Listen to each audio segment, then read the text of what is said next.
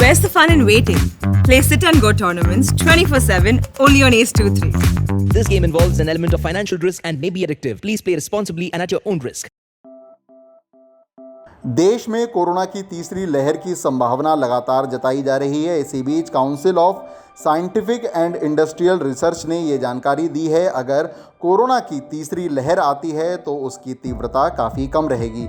ये जानकारी council of scientific and industrial research के डायरेक्टर जनरल डॉक्टर शेखर सी मांडे के हवाले से आई है।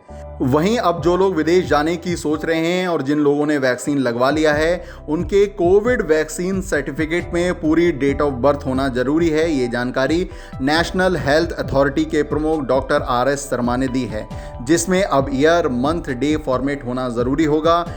ये विश्व स्वास्थ्य संगठन के हवाले से अंतर्राष्ट्रीय यात्रियों के लिए नियम बनाया गया है। कोरोना वायरस के शनिवार यानी 25 सितंबर को कुल मामले आए थे 29,616। वहीं आज पिछले 24 घंटों में कोरोना वायरस के कुल मामले आए 28,326। यानी कोरोना वायरस के जो 24 घंटों में केस रिपोर्ट हो रहे हैं, उनमें उतार चढ़ाव दिख रहा है। भारत के पिछले 24 घंटों के कोरोना अपडेट की बात करें तो 26,032 लोग रिकवर हुए, वहीं 260 लोगों की मौत हुई है। वैसे पिछले सप्ताह सर्वाधिक कोरोना के मामले बुधवार को दर्ज हुए थे, तब 24 घंटों में 32,028 केस सामने आए थे। भारत में अब तक कुल कोरोना वायरस के मामले 3,36,00,000 से अधिक रिपोर्ट हो चुके हैं। कुल एक्टिव केस 3,03,476 रह गए हैं।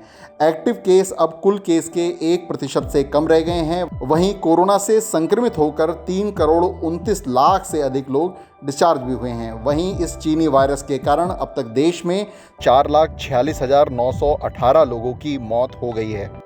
वैक्सीनेशन का कुल आंकड़ा 85,60,00,000 से अधिक हो गया है। पिछले 24 घंटों के दौरान 68,42,786 लोगों को देश में वैक्सीन लगा है। भारत का कोरोना रिकवरी रेट अब 97.77% हो चुका है। केरल में भले ही केस कम हुए हों, लेकिन देश में जो सर्वाधिक कोरोना के मामले सामने आ रहे हैं, उनमें सबसे ज़्यादा हिस्सा केरल का ही है।